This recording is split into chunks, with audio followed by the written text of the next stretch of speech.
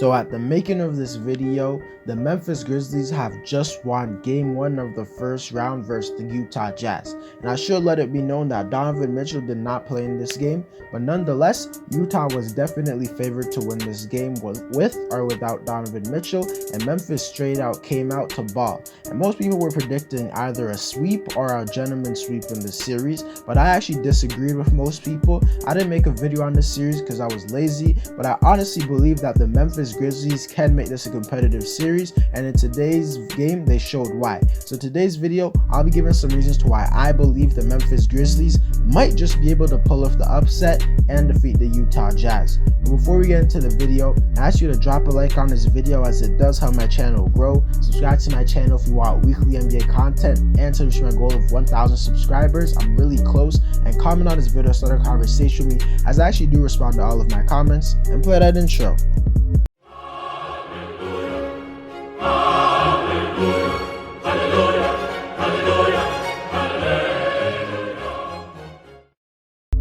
The first reason I believe the Memphis Grizzlies might actually be able to defeat the Utah Jazz is the fact that in the first game, Memphis showed that they truly are one of the better defensive teams in the league. Because yeah, I know Donovan Mitchell didn't play in this game, and he would have obviously helped the Jazz. You can't take away from what Memphis did on the defensive side of the floor, because Utah is one of the best three-point shooting teams, not just in the NBA right now, but in NBA history, and they're a team that averages 17 three-pointers per game, and they shoot at a good percentage. But in this game, Utah only hit 12 threes, and they had to shoot 47 of them just to get the 12 threes. That's shooting 25% from three, which is absolutely atrocious. And I'm not going to act like all of their three-pointers were crazy contested, but I would say that most of them were contested at a good level, and the only three-pointers that they actually made were the wide open three-pointers. And I wouldn't predict Utah to shoot this terrible the whole series, but I do think their shooting will be a bit down from the regular season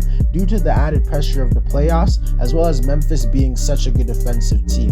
The Grizzlies let Bogdanovic go off in the second half, which wasn't a good sign, but I don't think he'll score 29 points ever again in this series. And if the Grizzlies keep playing defense like this, they definitely could win the series, and I'm not even joking. The second reason I believe the Memphis Grizzlies might just be able to defeat the Utah Jazz is the fact that we all thought Donovan Mitchell would be playing in Game 1, but he was ruled out kinda at the last second. And this is just a terrible look, since Donovan Mitchell is the Jazz's best player, and he's very, very important to them because he's an elite shot creator and he makes plays for others. And the fact that he's not even healthy to play right now is far from a good sign, but it is a good sign for the Grizzlies since there's a chance that he might not play Game 2, which increases the chance of them stealing the second game. Although I don't think Utah will lose the second game, no matter what, if Donovan Mitchell plays or not, because I don't think the Jazz are frauds. But even when he returns, you have to be foolish to expect him to return and play like the old and regular Donovan Mitchell, who was averaging 27 points on good efficiency. And on top of that, Memphis has some legitimate defenders who could be put on Donovan Mitchell and do a great job. As we know, they have Dillon Brooks, who was an absolute beast, and Dog, who's one of the more underrated defenders in the league in my opinion, and I think he'll do a great job on Mitchell since he's a great perimeter defender, but on top of that, he's a very strong player, so Mitchell won't be able to just body him out the way, and Dillon Brooks is taller and bigger. So I think if Mitchell returns, and when he does return, he's going to struggle against this team because of their defense, and Mitchell struggling definitely decreases the chance of the Jazz winning the series and increases the chance of the Grizzlies winning. And when you're the 8th seed, you need every advantage that you can get. By the way, I'm not like glorifying Donovan Mitchell's injury or anything like that. I'm just saying that he does increase the chance that Memphis wins if he's injured. The third reason I believe the Memphis Grizzlies might just be able to defeat the Utah Jazz is the fact that Jaren Jackson Jr. played pretty trash in Game 1.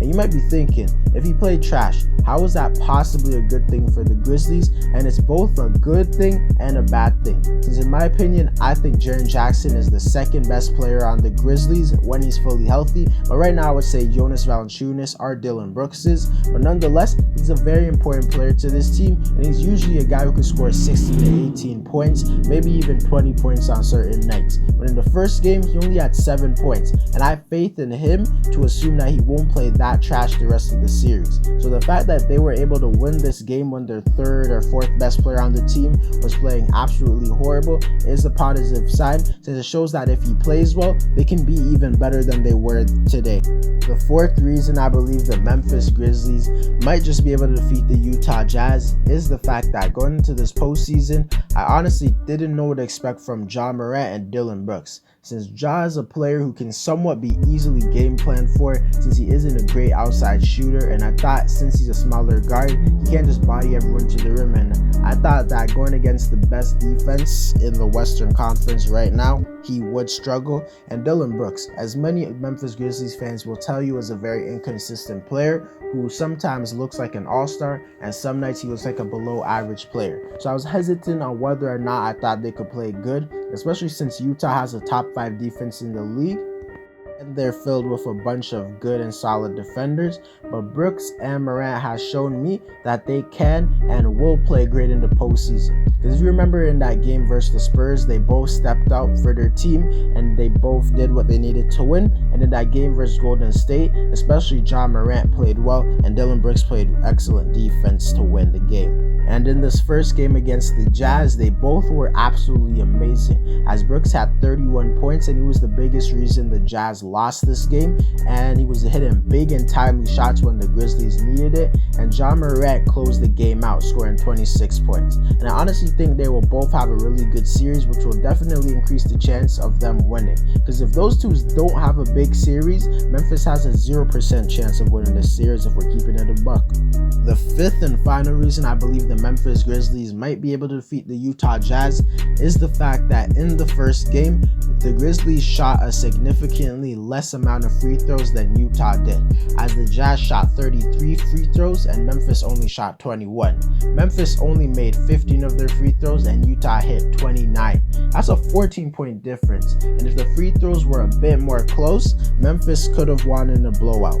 And if I'm being honest, I did watch the game, but I honestly don't remember if there was that much BS calls. I watched it, I swear, I just don't remember. But I do think Utah is a team that will be shooting a lot of free throws, but I don't think the discrepancy between the two teams will be that big of significance, and especially without Donovan Mitchell, because right now without him they don't have an elite shot creator and scorer. So if the free throws even out somewhat, Memphis could have won this game by way more, and I think that's a positive sign for them, since the referees won't be so lenient on the Jazz in every game. But maybe I'm wrong and every call was right. If you know, let me know.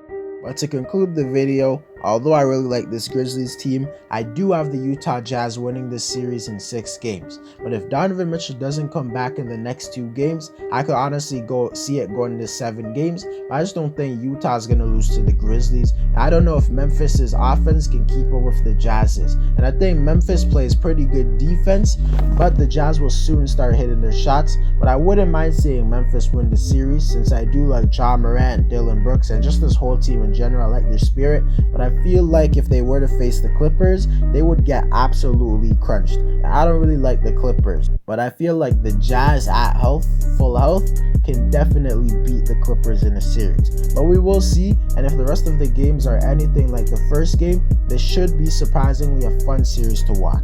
Anyways guys, that's it for the video. Let me know who you think is going to win this series. Drop a like on this video to help my channel grow. Subscribe to my channel if you want weekly NBA content, and tell me my goal of 1,000 subscribers. And comment on this video so the conversation with me, as I do respond to all of my comments. And I'm out.